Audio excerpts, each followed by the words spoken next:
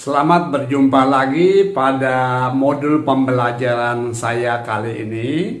Saya Prof. Agusti Ferdinand dari Fakultas Ekonomika dan Bisnis Undip.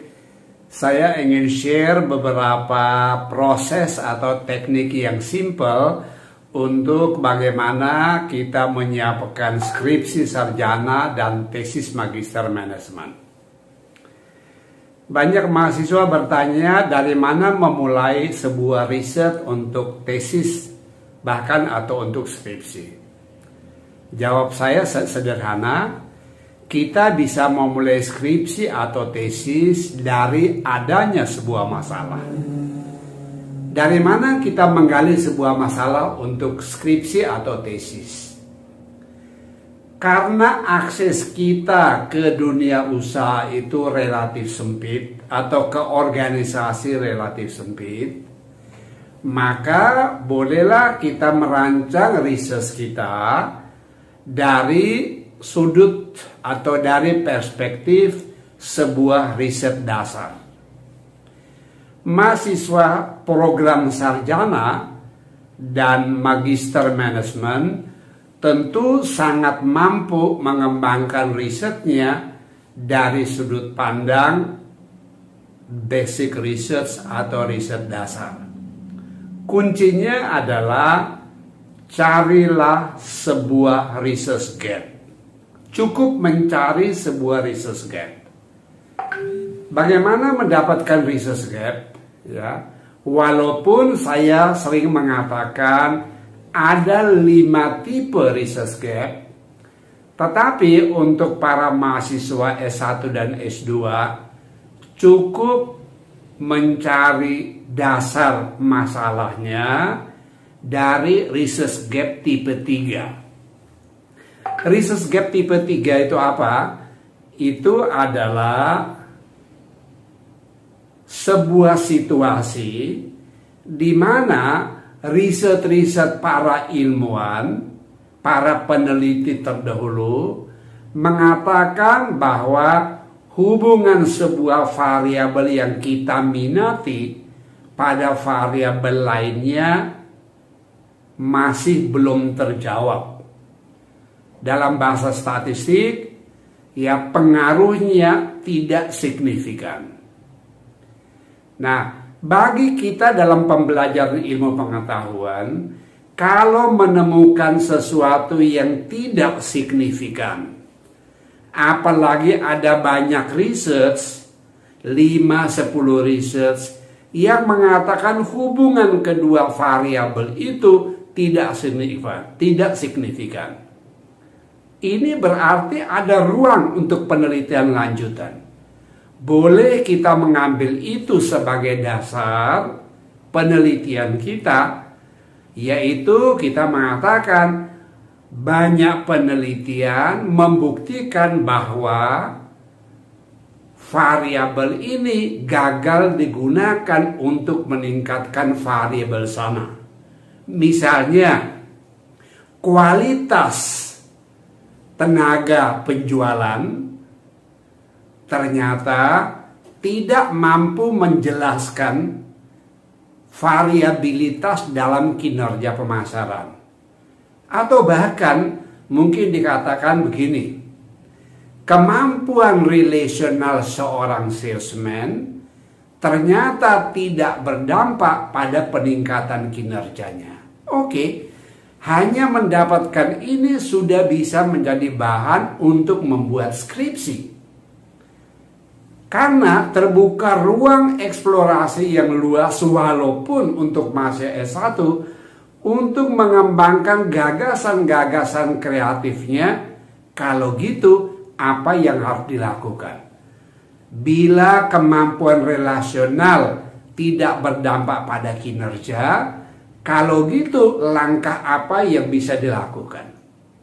Nah, dengan menemukan itu saja, kita sudah menemukan gap dan itu menjadi dasar masalah kita.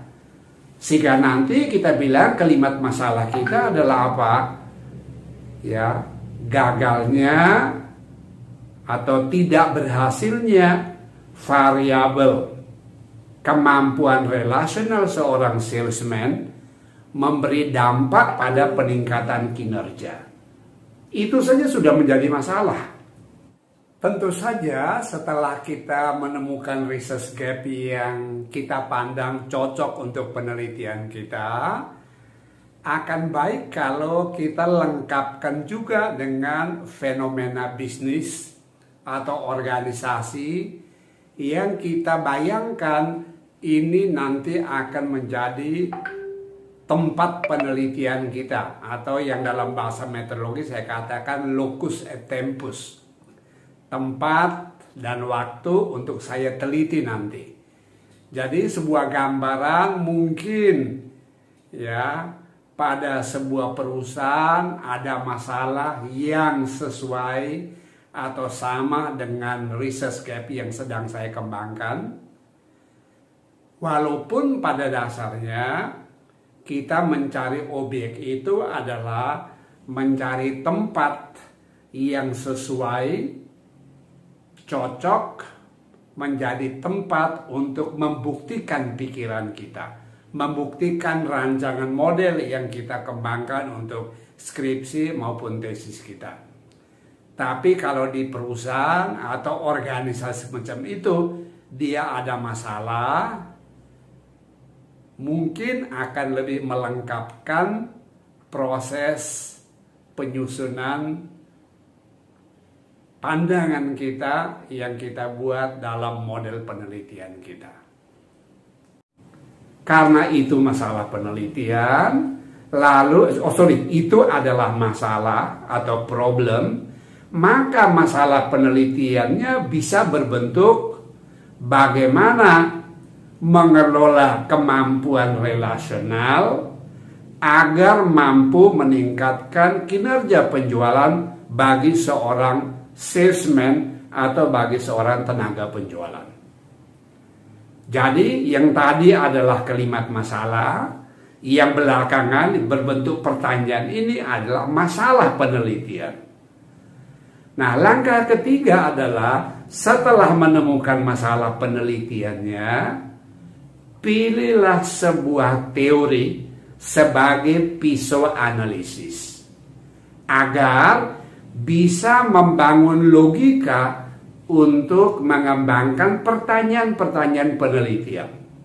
Misalnya, bila saya menggunakan atau memilih teori yang namanya Resource Advantage Theory of Competition dari Hunt dan Morgan, lalu saya akan dengan gampang membuat pertanyaan penelitian.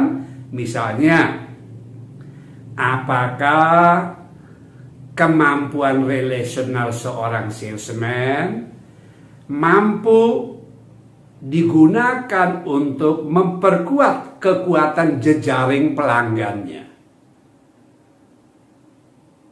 Lalu yang kedua, apakah kekuatan jejaring pelanggan yang dimiliki dapat meningkatkan kinerja penjualan? Itu pertanyaan dasar yang bisa diikuti lagi dengan pertanyaan-pertanyaan lainnya. Tapi boleh juga saya menggunakan pendekatan teori service dominant logic. Ya, salah satu hakikat service dominant logic adalah value co-creation.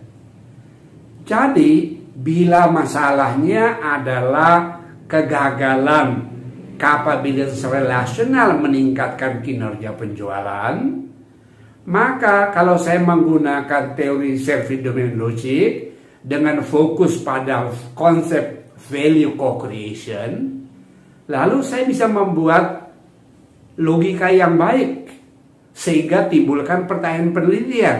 Misalnya logikanya adalah apa? Kalau kita memiliki kemampuan relasional yang bagus, maka akan memungkinkan kita berelasi dengan siapapun, dan di dalam relasi itu sama-sama kita dapat membangun manfaat yang kemudian bisa diuraikan dengan teori service dominant logic sebagai sebuah value co-creation.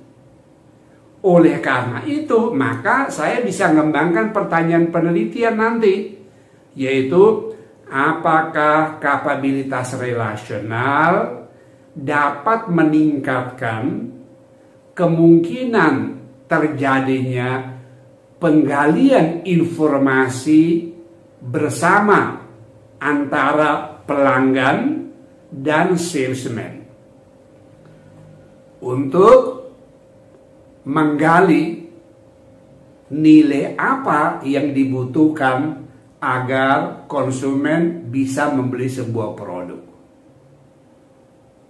Atau kita bisa menggali lagi pola pendekatan yang lain.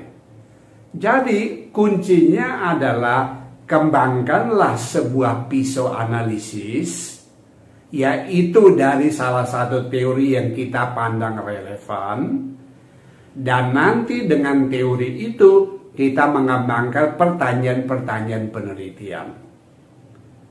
Nah, setelah itu selesai, tentu tugas kita yang terakhir waktu membuat skripsi adalah mengembangkan tujuan penelitian. Apa itu tujuan penelitian? Tentu semua kita jelas tujuan penelitian adalah menyelesaikan masalah yang kita hadapi tadi. Karena itu saya boleh menyajikan masalah penelitian menyajikan tujuan penelitian misalnya sebagai berikut. Tujuan penelitian kami adalah akan mengeksplor sebuah proses bagaimana mengelola kemampuan relasional seorang salesman agar dapat meningkatkan kinerja. Ya. Pengelolaan proses itu akan bermuara pada pengembangan sebuah model konseptual mengenai bagaimana mengelola kemampuan relasional agar dapat meningkatkan kinerja penjualan. Cukup, itu sebagai tujuan.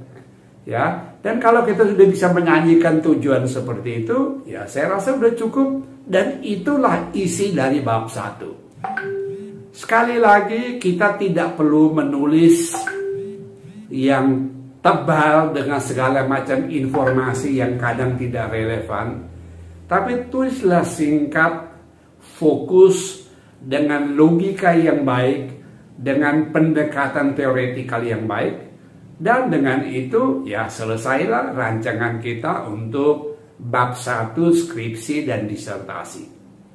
Baik para pembelajar semuanya, mudah-mudahan apa yang saya sampaikan barusan ini sedikit mencerahkan semuanya. Baik, sukses, terima kasih. Selamat belajar.